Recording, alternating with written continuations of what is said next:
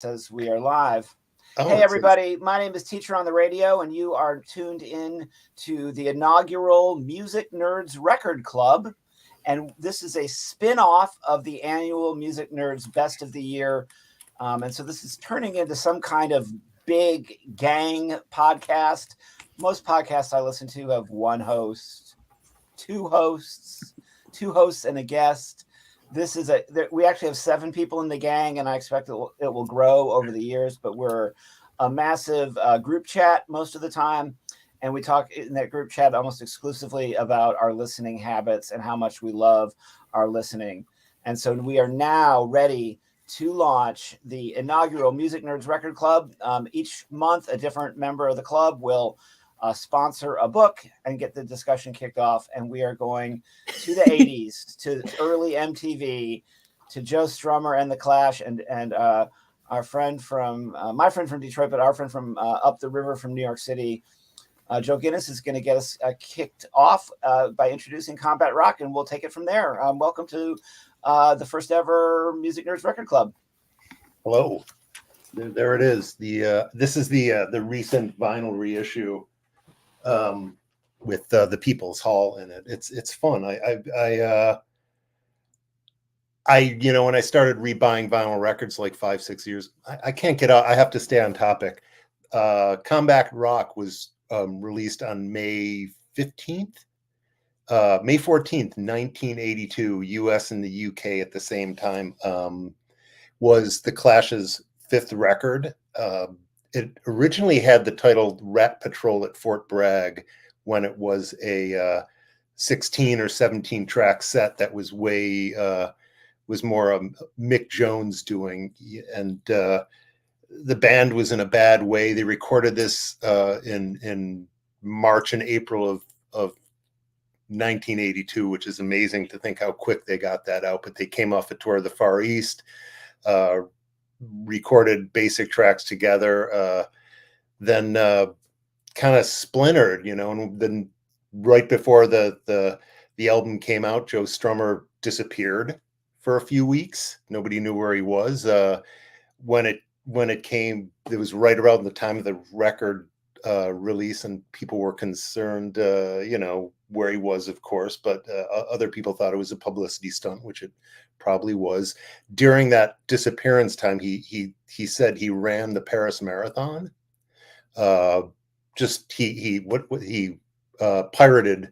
He just got in line and ran, and he claimed to have run a 3:20 times. I don't know if any of you ran marathons, but that would be pretty amazing for a guy who smoked and drank as much as he might have. Anyway, I want to jump so I can keep this quick into my origin story before I go back to some factoids. Is that I bought that record at a record store in Oak Park, Michigan. That I don't even know how long they were around. It was at Coolidge and Scotia, or Coolidge and Coolidge and 10 Mile, in a little strip mall there. And I don't think it lasted long, but I rode my bike on a rainy day. It was October, and I went out there and I bought Springsteen's Nebraska and Combat Rock on this rainy day, and rode home with them on a bike. And it was maybe 5 miles from home. So I just remember that distinctly. I cannot remember what that store was. It might have been the only time I was there, but it was a good day for record shopping for me. Probably spent all of $20. I think I could have bought 5 or 6 Combat Rocks for the price I paid for this double set, but that's inflation for you. When the record came out, a lot of people thought it was a sellout. Personally, I took me a while to get it. I think I was still sort of wrestling with Sandinistas 3 records, and London Callings too. Just as an aside, I don't know if anybody has ever heard this maybe apocryphal story about why they recorded a double record than a triple record.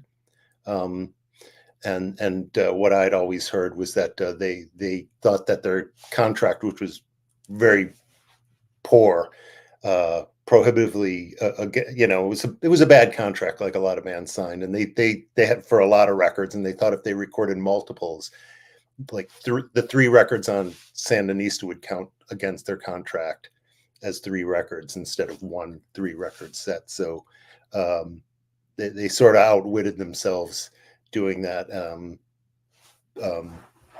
Anyway, I love the album. One of the things I love about it is that it's really fucking weird. It's, you know, for a band that was on the cusp of stardom, and they got kind of close. You know, they Rock the Casbah made it to number 8 in the Billboard Hot 100 about a year after the album debuted. But it's weird. It's a weird record. Like there's 2 hits, and then there's a lot of weirdness, and like Sandinista, it's just all over the map, and they had these wildly diverse influences that they somehow made work out. Though if it stayed that 16-17 track double record, Rat Patrol, then it would have been more like a Parliament record, I think. Parliament and you know, early proto rap, which they were on board with pretty early on. Anyway, it's an album that I love deeply because of its weirdness, and I always had a hard time embracing the hits, but Sean Flynn, Adam Tan, just such a weird and cool song. It's very influenced by American movies, I think. You get Apocalypse Now, Taxi Driver, and Network all sort of referenced in weird ways in there. There's probably a lot more. Allen Ginsberg guest reads over what's the song he reads over? How come I'm forgetting this? It's right here. Ghetto Defendant, a great performance by him. There's also Joe Eli and Ellen Foley, TV actress, and Mick Jones' girlfriend.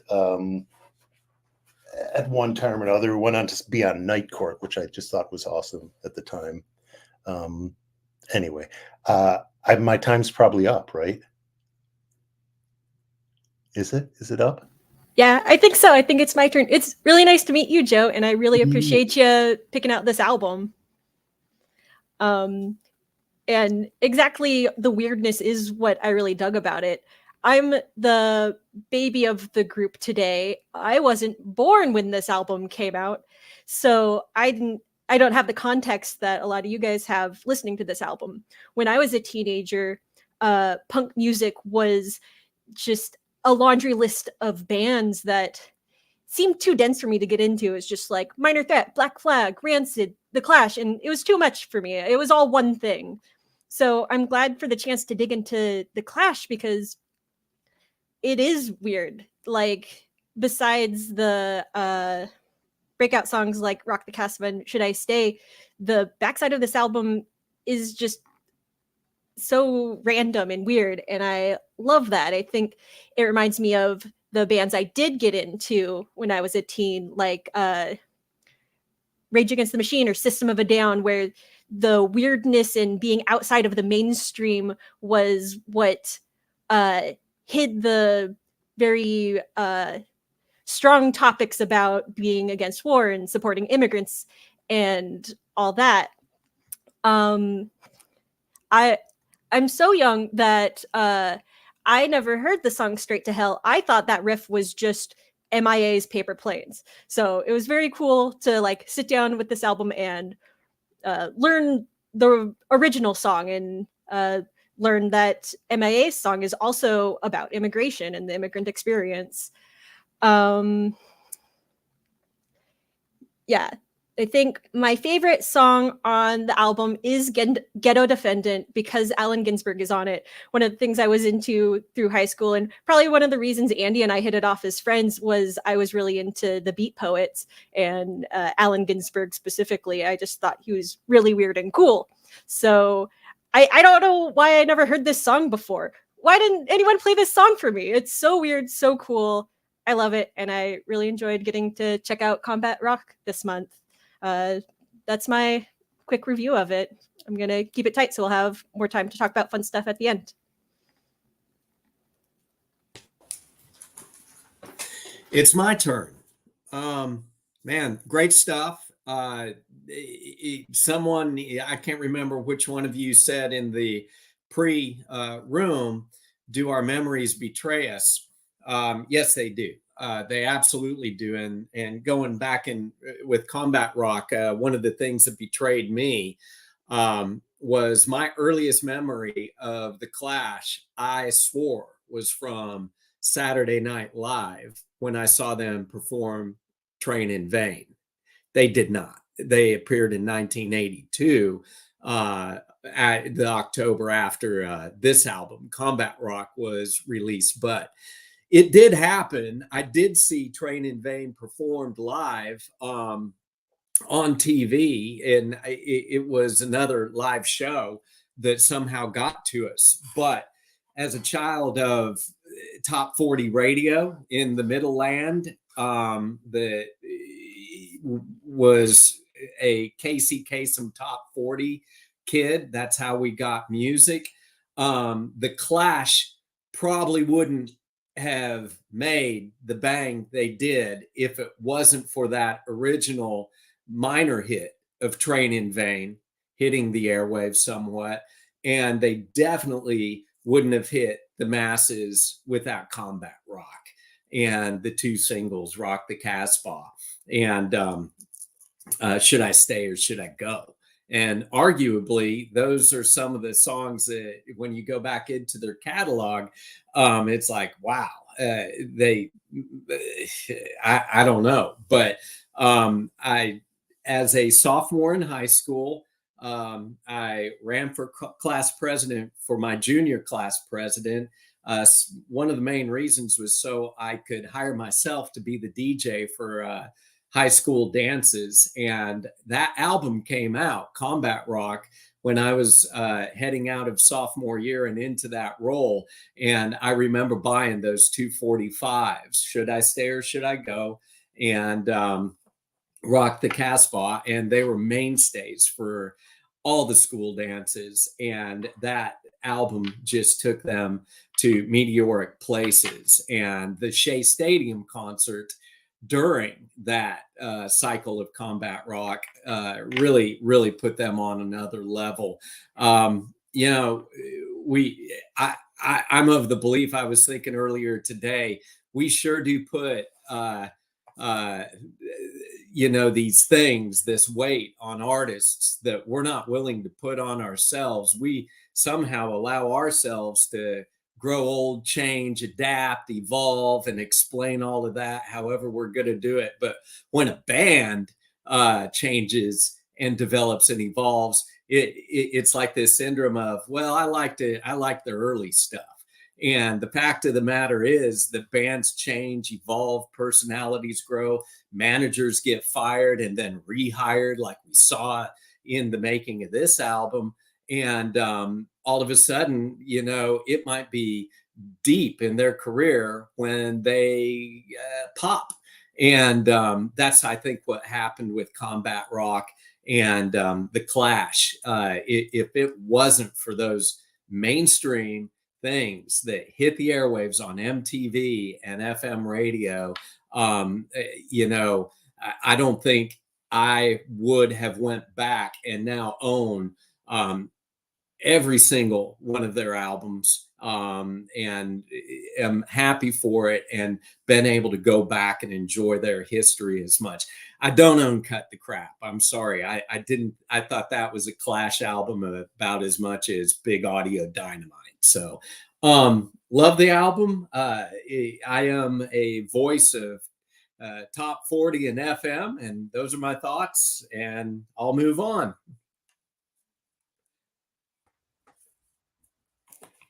Oh, it's my turn already. Hey, everybody. Like Joe, I also remember the day I bought Combat Rock, Harmony House, Tel 12 Mall. Just one evening, just a random school night week, and my stepdad needed to go to the mall, wanted to know if I wanted to tag along, and I said, yeah, and I happen to have some allowance money, and I knew that I wanted to get the album, heard Should I Stay or Should I Go, heard Rock the Casbah, already owned London Calling. London Calling is an all-time favorite album of mine, and the Clash are like way up there for me as far as like all-time favorites. Plus, like, I'm not a hardcore punk dude, but I love punk. And to me, like, the pinnacle is bands like the Clash and X, and they transcend the genre and they bring in all different kinds of elements. And that's what I love about the Clash. That's what I love about London Calling. And that's what I love about Sandinista. And I'm allergic to long albums, so I stayed away from Sandinista for many a year until maybe about 5 years ago when I realized there's so many songs off of Sandinista I love, and I bought it and ended up loving it. And in revisiting Combat Rock, and I bought the People's Hall version when it came out, revisiting this, it feels like an extension of Sandinista. And listening to it the other day, 10 tracks. And I'm like, okay, 5 of these are like traditional song structures, if you can call it traditional. And 5 of them are just really just leaning heavily on the groove. And yes, we've all heard Rock the Casbah and Should I Stay or Should I Go a million times. They're great, but we kind of got to put them aside. My favorite off of this, without a doubt, is Straight to Hell. It's just undeniable. Everything about it. It's just an unconditional banger. I love, Red Ghetto Defendant. Red Angel Dragnet. I mashed them up, and Ghetto Defendant. I can't say I'm as crazy about the People's Hall stuff, with the exception of Midnight to Stevens, but I always appreciated their musical adventurousness, especially, with their embrace of funk, with their embrace of soul, with their embrace of ska, just throwing all the different sounds. This was a band to me that just loved music, and I am still in just with all the musical people passing away over the past several years. The passing of Joe Strummer is probably the one that stings the most, and he's been gone for like well on 20 years. Really, I don't know if there's anything else I need to say about this. I do remember we were talking about ranking the albums, and I'll just give you my quick ranking. I'm not going to include Black Market Clash. It's a great EP, but it is an EP, and it's a compilation of previously released things. I've never listened to Cut the Crap aside from This Is England, so I can't even include it. But I would say my top 5 Clash: number 5, Give 'Em Enough Rope; number 4, Combat Rock, the self-titled one, at 3, Sandinista at number 2, London Calling at number 1. But really, honestly, I could hit shuffle on like the entire Clash catalog and just be happy. And let that be a reminder. February 7th is International Clash Day. And with that, I popcorn it over to Andy. No. Hey, y'all. I'm just going to start out with laying my cards on the table. When I'm in a group like this with such deep musical knowledge, I'm not even going to try to attempt to fool you all. 1982, Rick was a 16-year-old top 40 consumer of pop. Like every other suburban teen in the nation at the time, I was probably issued a copy of Michael Jackson's Thriller along with my learner's permit. And so that was sort of the lane that I was in when this album came out.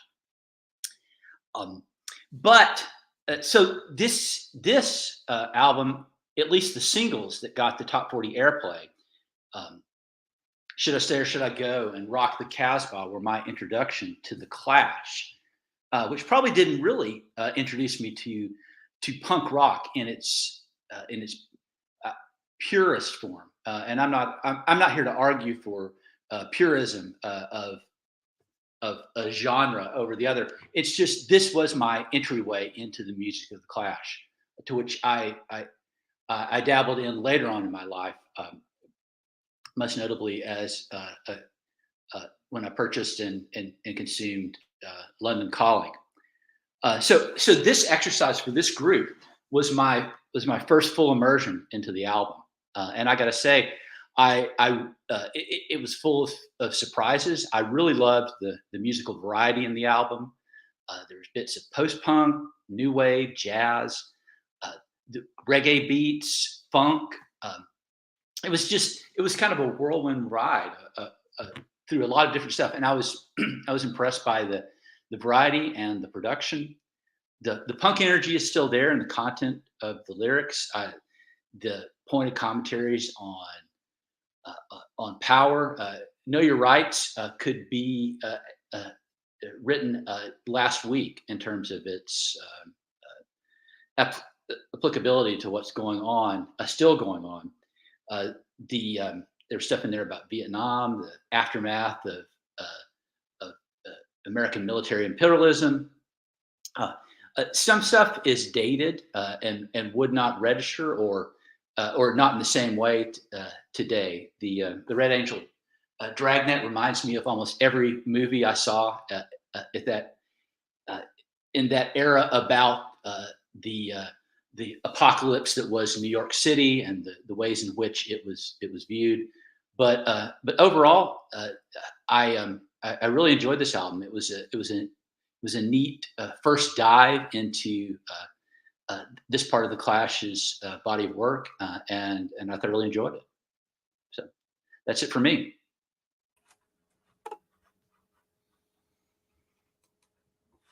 Hey everybody, Teacher on the Radio back at the helm here, and I'm going to be brief, and then we'll bring Joe back on screen, and we'll have a roundup to the first half an hour of the Music Nerds Record Club, where we're discussing the Clash. And I have to say, I thought I knew the Clash. I thought I was, fluent in the Clash, and I've come to realize that I am not more than kind of superficially into the Clash, and I have a kind of a cursory, understanding of their catalog. And I was embarrassed how many songs on this record I'd never heard before, and I didn't give myself enough time to allow the tracks that were new to me to become part of me, for me to internalize them. I recently wrote a record review, which I'll talk about in the next half an hour. But for me to really get to know an album, I need to listen to it about 5 or 6 times before it really starts to become a part of me. And most records, even most of the records that made my list last year, I never listened to them 5 or 6 times. And so I had a cursory understanding of them. But I have a lifetime of listening to the hits off of this record, and I've gone back and listened to the other hits off of the other Clash records. So I do have a sense of a Clash sensibility. But the 2 things I want to say about this record, and then we're going to bring Joe and anyone else back who wants to join in. First of all, when it was launched on MTV and it's called Combat Rock and it's a band called The Clash, I didn't understand. And I had only very recently, around the same time or right after this wave, got exposed to what we would call the militant pacifism of the War album by U2. And they were my band immediately at that time. But I didn't yet understand the difference between the term militant and the term militarism. And I had I just want to confess, I had a superficial misread of Combat Rock, that it was just an album for gringo jingoism. I literally didn't understand the left versus the right dynamic in the Clash, that they were kind of pretty far left. I didn't know about Sandinista. I was only a couple years away from learning about Nicaragua, and I became quite fluent in Nicaragua through an album by Bruce Cockburn called Stealing Fire. And I then met people who'd been to, I know people today who were what they called the Sandinistas, which were Americans that went down and spent time in Nicaragua. And I learned a lot more about politics and socialism and the left in England and the history of the left and punk, and also the right and punk. But I didn't know about any of that at the time. So I just thought Combat Rock, this is just like a boys album, boys who want to be tough album, and I originally thought punk was going to be that. I was very ignorant. I'd be in a mosh pit a couple of years later, at a Suicidal Tendencies show. I was at a Butthole Surfers show, MDC, Fugazi. I went all in for punk, but at the time I was completely oblivious to everything that was really happening with this record.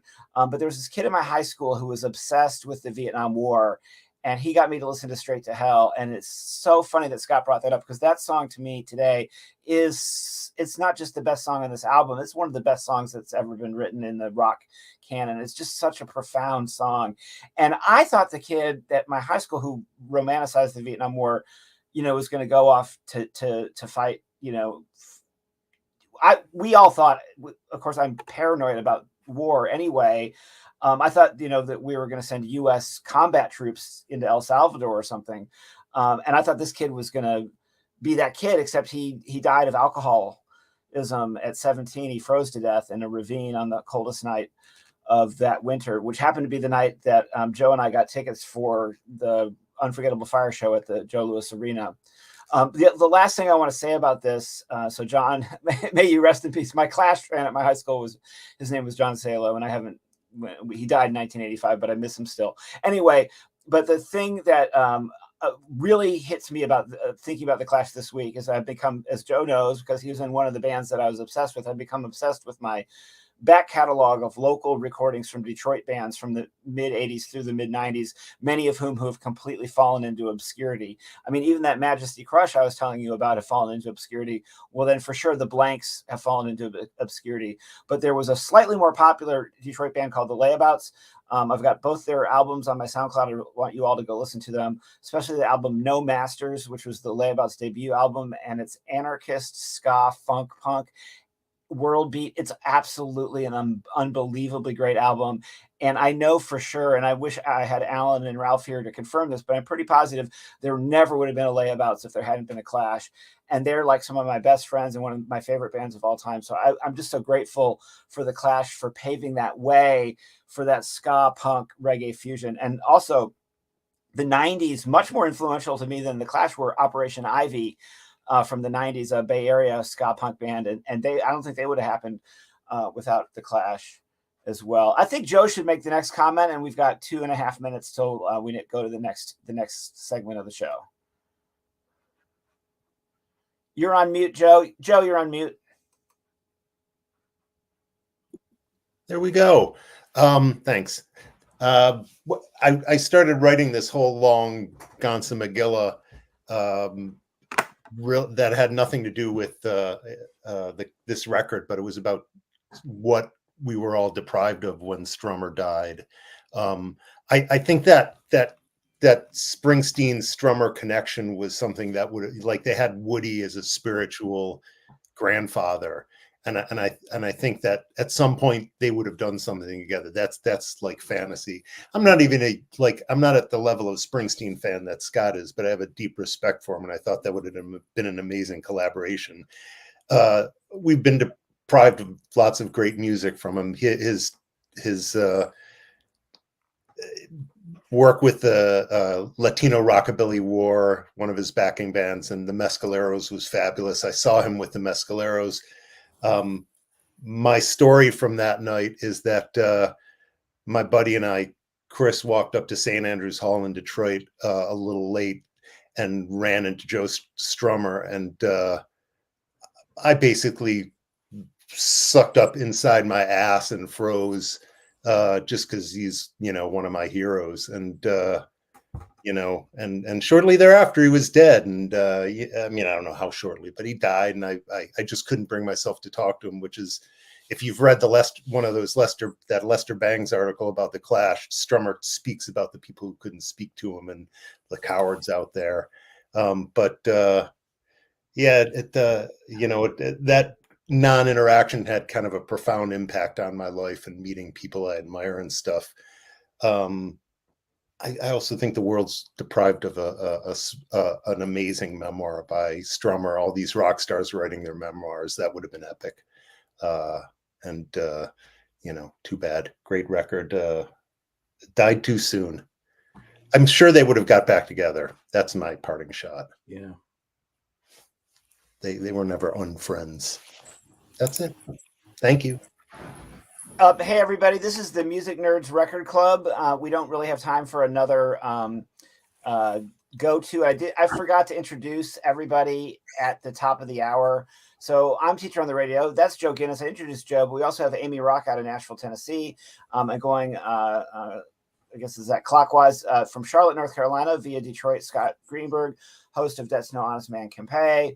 Scott Winchell from Birmingham, Alabama, with a great history in music, radio, rock and roll writing, has a great Substack that he's just started kicking out a lot of essays on. Rick Quinn writes for Pop Matters, which is a webzine, a very literate music webzine. He's based out of Nashville, Tennessee. I'm based out of Cookeville, Tennessee, and I host the Teacher on the Radio program on occasional Saturdays on WTTU 88.5 FM. And I'm trying to convince this gang to start a blog or a webzine.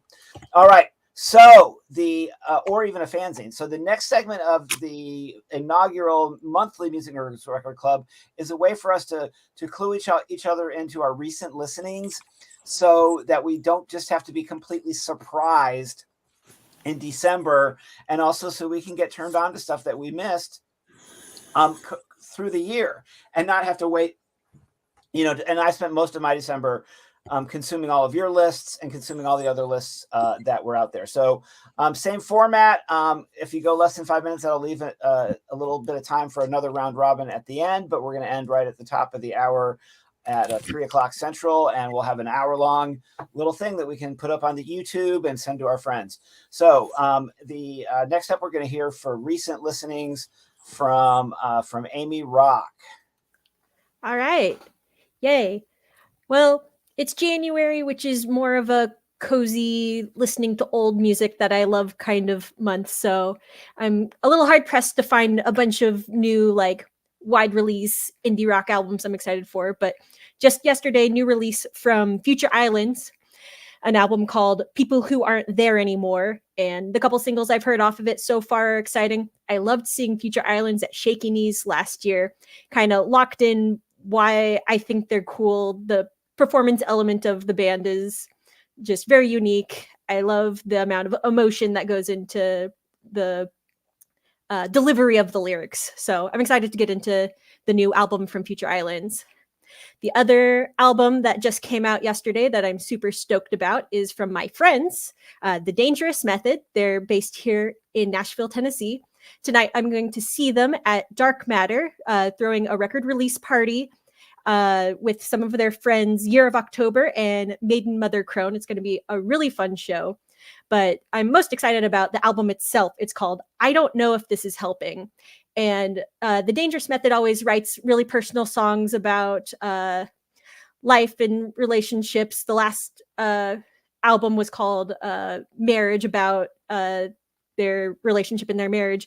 But this album is full of songs that came out of the last couple years of just going through really challenging times. The song that the title of the album borrows from, I Don't Know If This Is Helping, is about going through therapy and just choosing to press on despite everything feeling so hopeless. So these songs are about hanging on and pushing forward and being at a show tonight with friends and what that means. And I'm very excited to see all my pals there. It's going to be our first concert of this scene for the year. So I'm going to see all my friends there.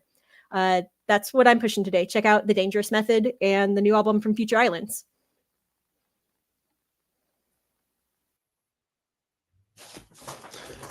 Hey, well, the Smile record came out just yesterday. I hope I'm not stealing anybody's thunder with that. And it's pretty spectacular.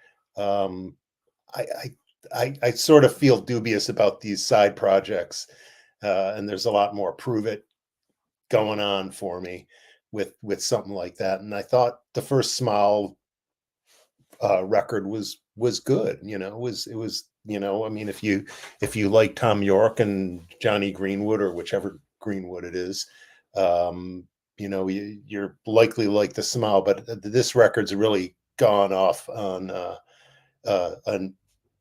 far different directions for me. It sounds great. It looks great, like Radiohead records often do. It's got it's just got a wide variety of sounds going on, where the first record sounded more of a piece. I do wish they'd release their recording of Joe Jackson's "Is She Really Going Out with Him" at some point. That was pretty cool. But I dig the new Smile record. I'd love to see them if they came around again. I saw them in Philadelphia with my wife last summer, and that was pretty awesome. Seeing them in a smaller room. I also spent some time with the new Jay Mascis record, and I've never really spent a lot of time with that, but I decided to check that out at sort of random.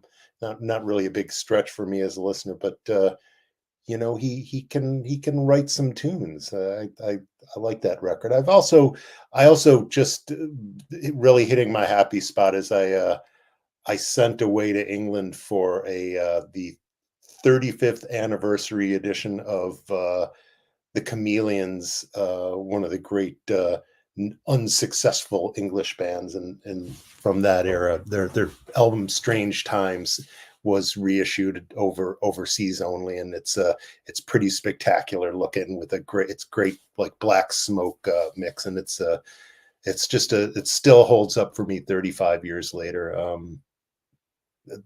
My one and only complaint is that they printed the lyrics and they're tiny.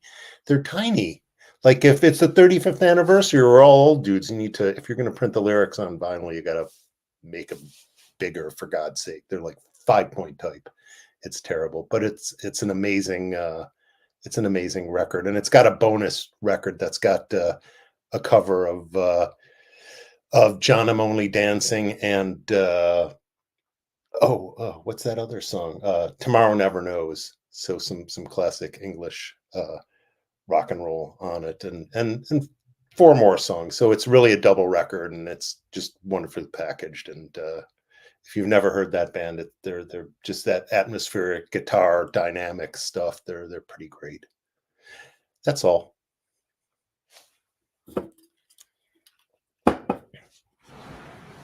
That's it.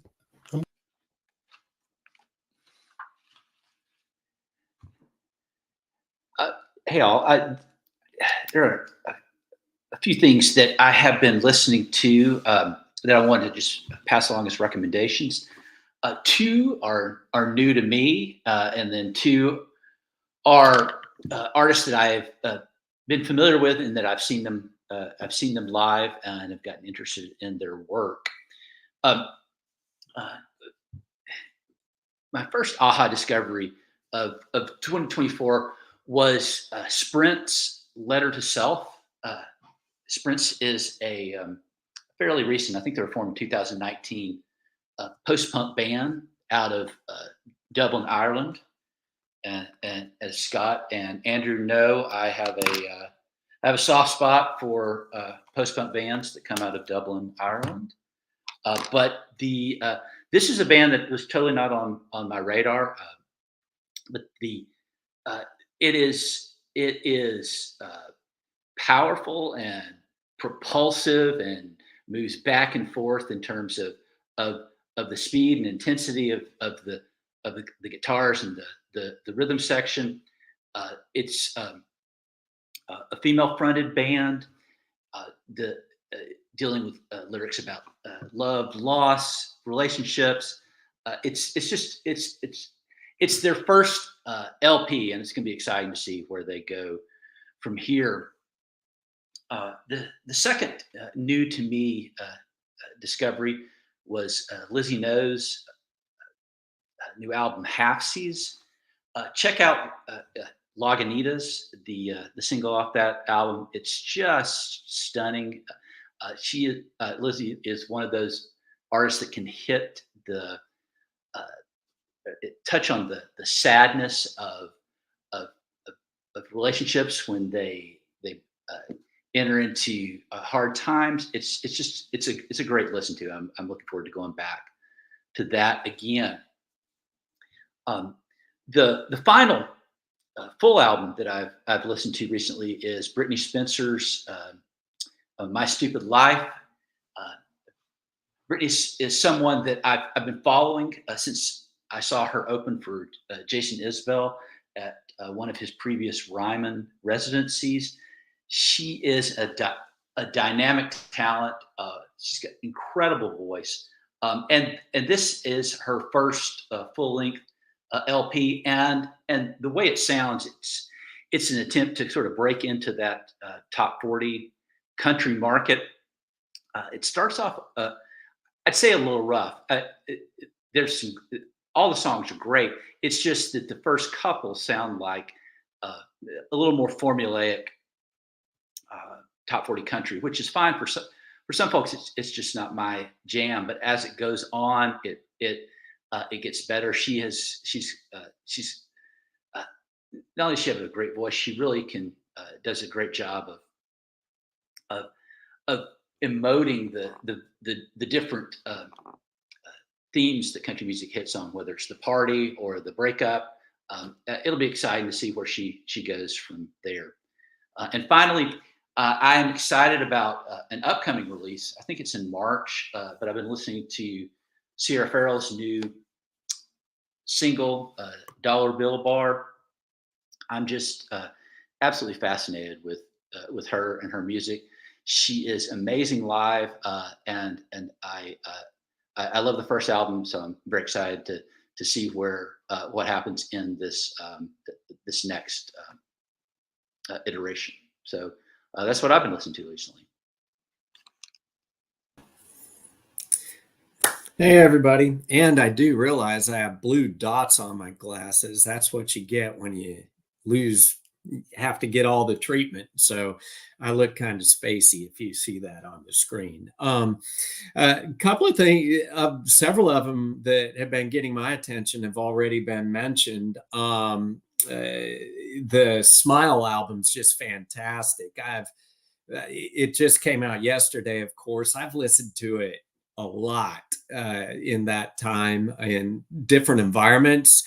It is mixed incredibly. The stuff, if you get a chance to hear it in spatial audio, I highly recommend it. It's coming at you from everywhere, and but absolutely fantastic, and can't wait to hear it again. And so the Smile, Wall of Eyes, Future Islands, Amy mentioned it. Again, I've listened to it a couple of times, and I want to listen to it more. There's a lot going on there. He's got a lot going on, and I can't wait to dig into that a bit more. Rick mentioned Sprints. He suggested that to me, and they're really, really good. I don't know what it is about Ireland, but another Irish band, not from Dublin, but from Galway, that is out with a new record is called New Dad. And New Dad is it. I started listening to that this morning and have gotten through it a couple of times, and it's wonderful. It's like shoegaze meets Garbage meets The Cure meets I don't know, the Sundays. It's really, really cool. So New Dad, the name of their album is Madre, Madra, which I think means dog. The one that sticks out to me, and it kind of goes back, I mentioned this earlier, I was talking with a group of folks at my record club the other night about this, is, do we give artists the grace to grow and evolve? And do we give ourselves the grace to discover things that we might not have discovered yet? And although I've heard the band a lot, I've seen them many times, I've never been a big digging into their catalog and their music. But the new Sleater Kinney album, it's called Little Rope. I can't speak enough about it. It's a really, really cool vibe that they've got going on with the duo that has changed. And, you go back and look at them, they're in a very changed time. So, I did hear a lot of, I like the early stuff, Syndrome, which there's nothing wrong with that. from people, but I'm really enjoying the new Sleater Kinney. And regardless of what the reviews say, and there are some great reviews and positive reviews, I think the Green Day album's just fantastic. I don't think they sound tired or derivative. They've always been that. And what they're showing on this record, and it's really nice to see Billy Joel Armstrong be vulnerable and out in the open with what he's dealing with. And I love the new Green Day. So there's some things I've been listening to and enjoying, and it's nice that new releases are coming out. We're at that time of year where it's like that bottles opened up and we're getting a lot. So there you go. Thanks. Okay, so I'm still crawling out of the holiday hangover, and so nothing is really floored me per se album-wise. I've only listened to 3 full albums so far. New Sleater Kinney's good. I don't know if I love it yet. I might need to listen to it some more. Compelling backstory. Carrie Brownstein, she and Corin Tucker already had the songs written. And right as they're about to go start recording it, Carrie receives news that her mom and her stepdad died while on vacation in Italy, which is horrible news. So there's all that grief that surrounded this record, and it's palpable. The opening track, Hell, just grabs me by the collar and slams me up against the wall. And the rest of the album's good. I just wish the rest of the album was as compelling and as captivating as that first song. I'll give it some more spins. Just this morning was listening to the new one by Scott H. Byram. If you're not familiar, his fans referred to him as the dirty old one-man band, just really gritty Delta blues influenced Americana. I hate saying Americana, but roots music. I believe he's back with Bloodshot Records. He recorded with them back in the early days of his career. Just the other day, I was listening to something that Andy recommended by an artist by the name of Average Joey.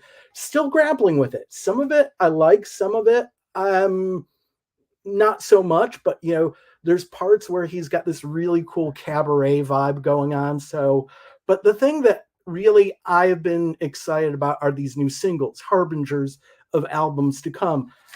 Stuff like new albums next month from Maddie Diaz, Hooray for the Riff Raff, Mary Timony. I don't know about you, but I love Mary's work with X Hex. March, we got new albums from Bleachers, Waxahachie. I love Waxahachie. Chicano Batman. And by the way, the new Chicano Batman single is the one thing so far this year I'm excited about. It's only January. The new Chicano Batman single, Fly, is already my summer jam of 2024. We've got a new album from Sarah Shook and the Disarmers coming out in March. I'm also really excited. We've got a new Old 97s record that Stephen King accidentally let us know about because he is a big fan, and his son Owen is D&D buddies with Rhett Miller and Ken Bethea of Old 97. So looking forward to that, as well as brand new Krungbin coming down the pike in April. And among the other singles, I've been listening to a lot of singles. The new Ride single is great. And I am not a Mumford & Sons fan by any stretch of the imagination.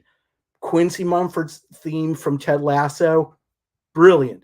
But Mumford & Sons, never been a big fan. However, there's a new single that features the unholy alliance of Mumford & Sons and Pharrell Williams, and it doesn't suck.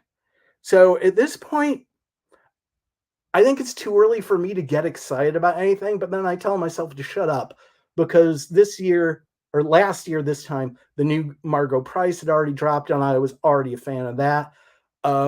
2 years earlier, my favorite album of the year, Goat Girls on All Fours, dropped in January. So I'm just open to the prospect of getting my socks blown off at any moment. And based on Joe's recommendation, I'm going to check out The Smile because I've been kind of dragging my feet on The Smile. I've heard some singles from the first album, but never really took a deep dive. But if Joe tells me it rocks, then it rocks. And Joe was my musical Sherpa for much of the 80s, which reminds me, box set that I am so excited about is the Waterboys 1985, chronicling the making of their third album, This Is the Sea. And that's all I got. Teacher on the radio back. We're going to have enough time for a short group mind meld at the end. We put our hands in the middle and be like, let's go Lions or whatever. I had a student tell me, can't go there with you, Mr. Smith. I got family. I'm like, what do you mean you got family? It's like, my cousin plays for the 49ers, Mr. Smith. I'm like, okay, you definitely go for the 49ers. One of my student athletes, who's a cornerback for the team where I work, has got a cousin on the 49ers. But all my other classes were sympathetic to the Lions, except for one where they were all 49ers fans. It's not a small thing for Scott and Joe and I. And we have varying levels of sports ball. None of us are like sports ball first people. Okay. But I'm all in for tomorrow. Somebody on one of the groups I was, I go on a lot of music group pages, Facebook pages, to get my recommendations, and people all day yesterday morning were repping for this band. Brand new album dropped yesterday out of Detroit, kind of Detroit soul, Detroit garage, called Max Saturn. I mean, they were in the stratosphere about it. And then a couple minutes before their album release gig at the Fillmore in Detroit, one of the band members was arrested by the FBI for child pornography. And we were talking about this on our group chat, about the Me Too movement, about the so-called cancellations. And I think I'm going to do a whole podcast, a whole radio show next Saturday called The Canceled Jerks of Rock and Roll. That'll be its unofficial, like, Urban Dictionary title. I'll come up with something more, but Rick recommended a book called Monsters, about the dark side of fandom and separating the art and the artist. And we had a long chat about all of the, like, My Heart Is Still Broken by Arcade Fire, Ryan Adams. It happened last night, Scott. I mean, I just Googled it because I couldn't remember the name of the band. I was like poking around trying to remember the name of the band just to tell you to listen to them. And then I popped up all these news stories from the Free Press and the Metro Times. I'm not going to get to say my recommendations. William Elliott Whitmore, I discovered him at my favorite venue, which is in Newport, Kentucky. It's an old church that was converted, called the Southgate House Revival, because when I drove up to Newport to see Adeem in November of last year, and that's the night that, or of 22, that's the night that Adeem gave me the link to the advanced listening of White Trash Revelry. And that's how I had White Trash Revelry as my number one album of 2022, even though it came out the day before our stream. William Elliott Whitmore has a brand new album. Have not listened to that yet. I co-signed the Green Day that I heard about. I co-signed the Mumford and Pharrell Williams single. I'm really excited about checking out a lot of the other stuff that you all have mentioned. I'm really excited about the new Sarah Jarosz, which came out yesterday. Also, a couple weeks ago, John Craigie, combined with the TK and the Know Nothings, released an album called Pagan Church that I've given a twirl to, and I really like it. But I have completely fallen deep. And I know we talked about this on the chat, that I was alternating my country phase with my punk phase, and it's really not working. I'll have a day, Amy Rock, where I have to listen to like upbeat rock and punk, but I'm pretty much listening to sad acoustic music like all the time.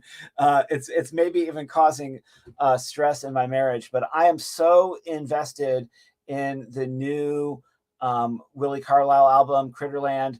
First of all, the lead single describes Willie Carlisle's failed attempt to live on a commune.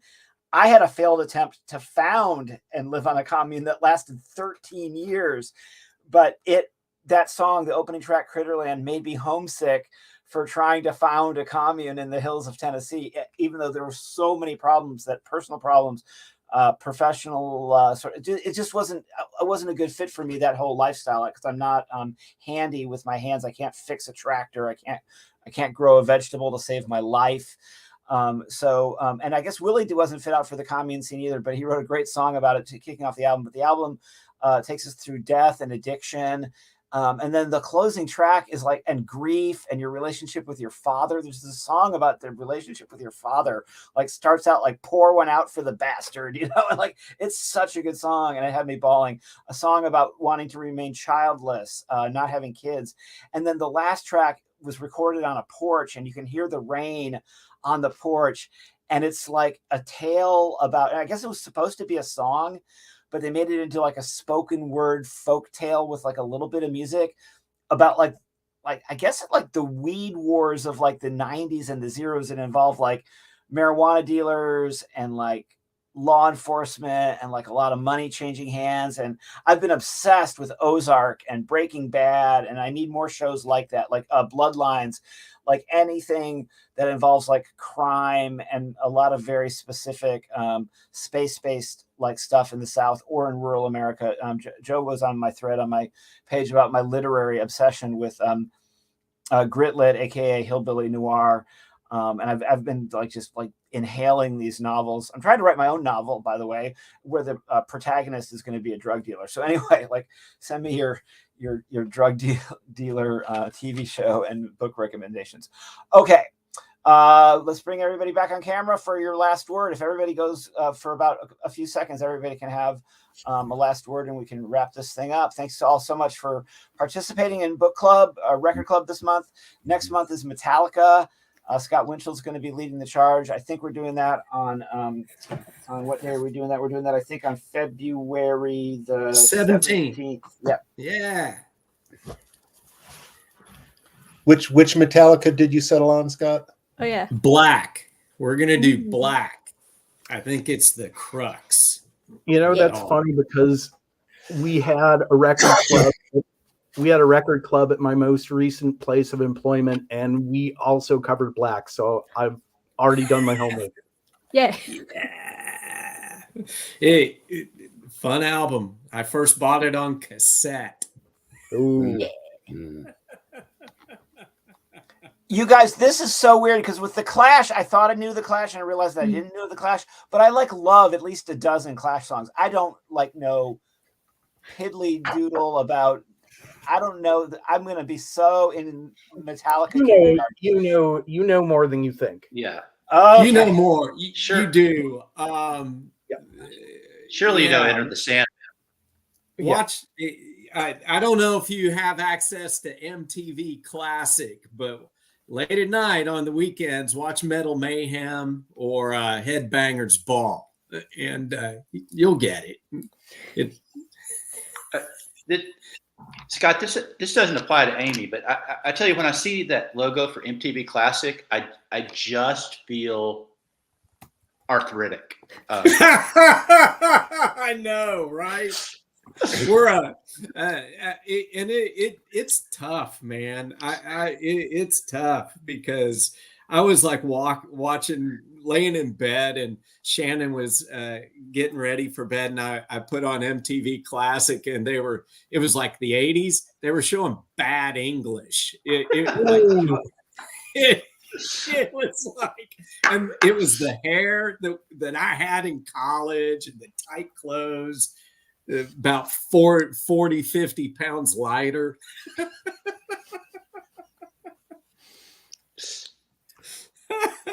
So I was just going to say, you ever notice you never see James Hetfield and the Cowardly Lion in the same room? I know, right? It's true, isn't it? That's a great point, Scott. I love it.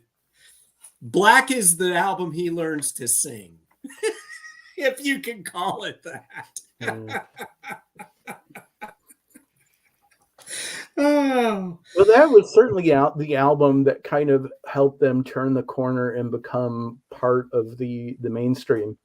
But I knew them, like my introduction to them was Master of Puppets. I had some friends in college who were, that riding the line of balance between punk and metal. So I got a little bit of an education.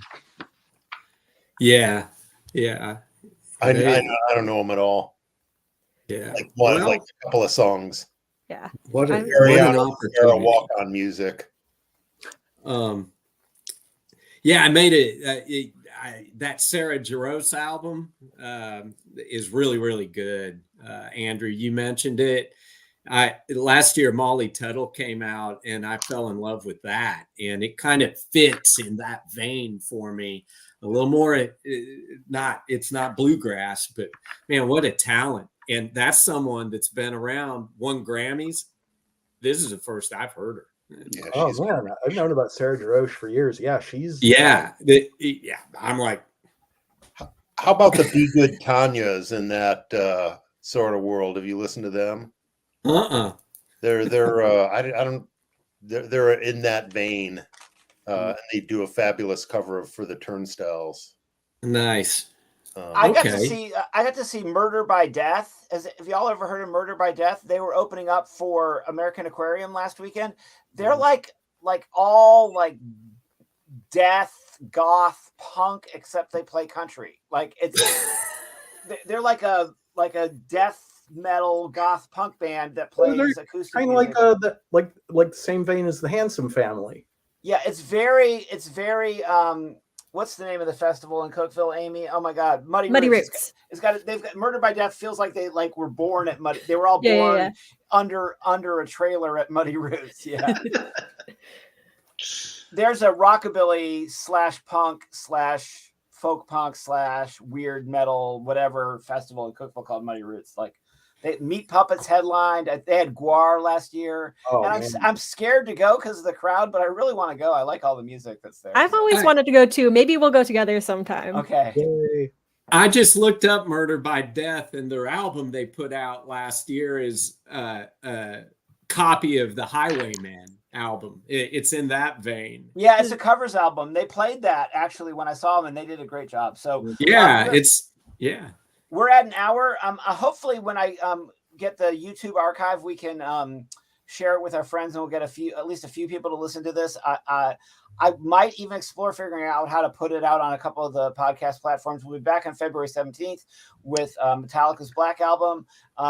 Stay on the stream for the internal stream for a team meeting. And thanks to all of our friends who listened or watched on this inaugural Music Nerds Record Club. See you next month.